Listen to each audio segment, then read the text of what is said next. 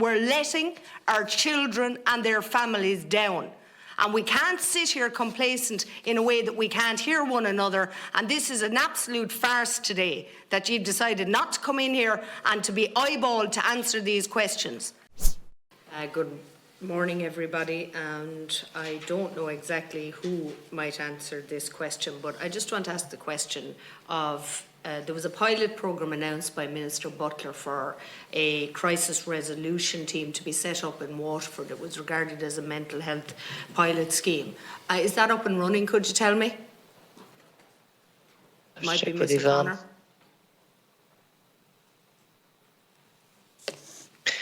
Sorry, Deputy. So yeah, that's a pilot for a wider national model around crisis resolution teams that was funded through the mental health development funding, and that will be the pilot. The model is being agreed, and recruitment is underway, but not yet in place. I'm not sure on the opening time, but I can come back on that. Well, not yet in place. Can you just tell me then how it was decided that it would actually be Waterford, which has a Department of Psychiatry and in-house bed unit, whereas it also has a lesser population than Wexford. Wexford has no 24-hour care, no in-house bed unit, and and a larger population, 150,000 people, and we've called for something like a crisis resolution team to be put in place for years. So can you tell me how Waterford was chosen? So, Deputy, it won't be the only one, and you'll know that I asked a specific question. Continued Can you tell me and in relation to the choice of Waterford for the first proof of concept, having some of the supporting structures during the pilot of an acute unit in the area while this has been established was just one of the criteria that was helpful in assessing the pilot. So, and that was applied in Waterford, but the further detail than that I'm not aware of. Yeah. Can you see me?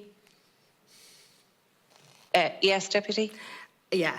I didn't hear most of what you said because I only wanted an answer as to how Waterford was chosen. So the reality is that if I put my hand up, I'd ask you to stop speaking because clearly you couldn't hear anything else. So if you can see me and I raise my hand, we have limited time. Is that okay? Certainly, Deputy. And I was answering your question as to why Waterford was chosen. Yeah, I didn't hear it because I was frustrated by the fact that I had said something and you couldn't hear me and you kept talking. So apologies. I would ask that you might put that in writing for me because I need to understand how these things are being decided one over the other. And it's a pilot programme that was announced 5 months ago now. Actually, sorry. It's 7, 8 months ago almost, and it's not yet up and running. So could you issue a progress report for the benefit of the committee, please? Happy to do that. Thank you.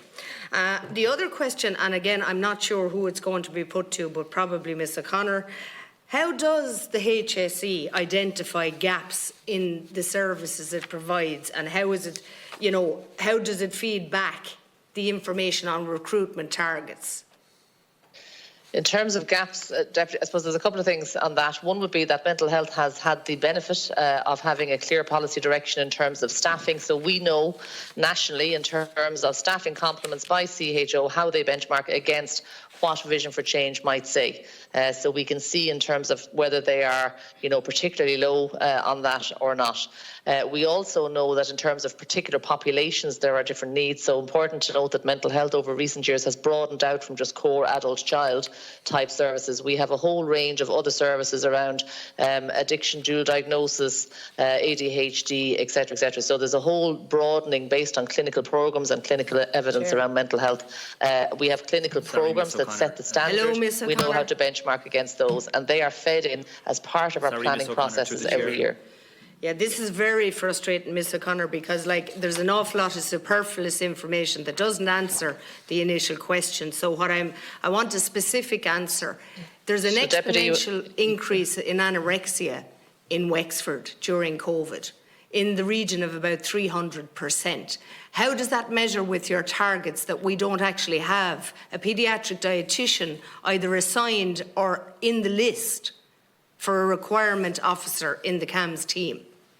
So, Deputy, in terms of your question about how do we know things, we have clinical programmes that tell us what the model should be and what the resources should be with that. We have an eating disorders clinical programme. In terms of the specifics, I'm not close enough to Wexford in terms of knowing the specifics around Wexford. But I think we'd have to come back to you on that, Deputy. There's nobody here probably who can answer the specific on Wexford. And come back to me. I've been for 2 years asking why we only have an allocation for 0.5 of a dietitian, a paediatric dietitian. And yet we have a 300% increase. I've asked the Taoiseach, I've asked the Taoiseach, I've asked CHO5, I've written to everybody I can think of as to why our allocation has not been increased to one full-time equivalent, in which case we might be able to recruit. Can you tell me why we haven't even filled the half position? No, Deputy, I can't, sorry. Well, isn't that ridiculous? Because really then you don't know, like the targets as quoted in the business post as being batshit is correct. Wouldn't you say that that's appropriate? That the targets are exactly that? Sorry. No, I know you can't comment on it, but that's what we're here for today. Because I think it's absolute, we're letting our children and their families down. And we can't sit here complacent in a way that we can't hear one another. And this is an absolute farce today that you've decided not to come in here and to be eyeballed to answer these questions. And you're evading most of them. Chair, can I come in for a second? Yes. Well, unless you can answer the question, Mr. Reid, I wouldn't be trying to reprimand anything I've said. I want straight answers. I want to accommodate the children that are dealing with mental illness and their families, not able to swing off on wellness conferences. Deputy Murphy, let Mr. Reid. Yeah. Okay, Chair, can I just say, we are coming into this committee, as we do into all committees, professional public servants with full respect for the role of parliamentarians, the role of deputies, the role of senators, the role of Oireachtas Have you an answer to the question, Mr. Reid? Chair, I can't finish. Chair, all I would ask, I haven't asked any question. Chair, all I'd ask for the same level of respect to myself and my colleagues. The level Chair, of respect, you're asked a straight question, you can't give a straight answer. That's the problem here. It's very, very frustrating. And I'm only the politician. I'm not the parent with the child suffering with mental health that in fact the whole entire country is going to end up paying for. So I'd ask again in relation to why we don't have an allocation for a dietitian for the CAM service in Wexford when we have a 300% increase in anorexia paediatric patients. Chair, if I can.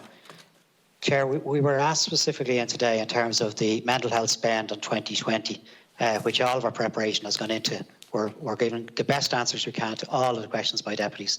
Specifically in relation to 0.5 of paediatric petition in Wexford, we will revert back to the deputy. But, you know, you'll appreciate what we were asked in to do and what we're trying to answer across the board. Could I have an answer then to the staffing levels of the Children's Disability Network, that team in Wexford? Do we have full staffing levels? I can safely say across all of our staffing teams, we are continuously trying to fill deficits. Deputy, I gave some figures earlier on a national basis, which set out 12,500 recruitment over the past 2 years. We still have challenges, particularly in terms of mental health. We're trying to strengthen the pipeline in terms of training.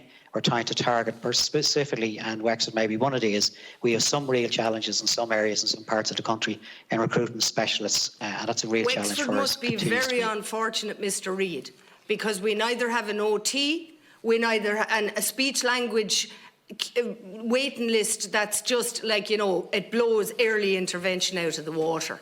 So can you explain why we don't have an OT in Wexford for these children? Chair, I've made my comments in relation to, I can't specifically answer a 0.5 paediatric petition in Wexford and other specific questions. I've given the due respect to the deputy to say we will reply with an answer. Well, can you reply to this? We have a child in Wexford waiting 4 years to see an OT. Does that sound like we're providing a service? Chair, I'm happy to say we know we have many challenges in our CAM services, in our mental health services, in many aspects of our services. I'm not here to say 4 years is a challenge, Mr. Reid. At your pay level, I can tell you something now. 4 years is a challenge for the parents because early intervention is what's regarded as the primary in dealing with any of these issues. You should really look it up and see what it means, because we're gone beyond of the ridiculous. And since I brought it up in the Dáil last, we have a waiting list for dentists. For dentists in Wexford, that's exponential. We have medical card patients who might as well not receive their medical cards. They can neither get doctors nor dentists. And it's just getting worse and worse. And then you read reports of 350 million gone in to cure a waiting list, but that's not the problem. Well, somebody's the problem, and I know it's not me. Thank you, Chair. Thank you.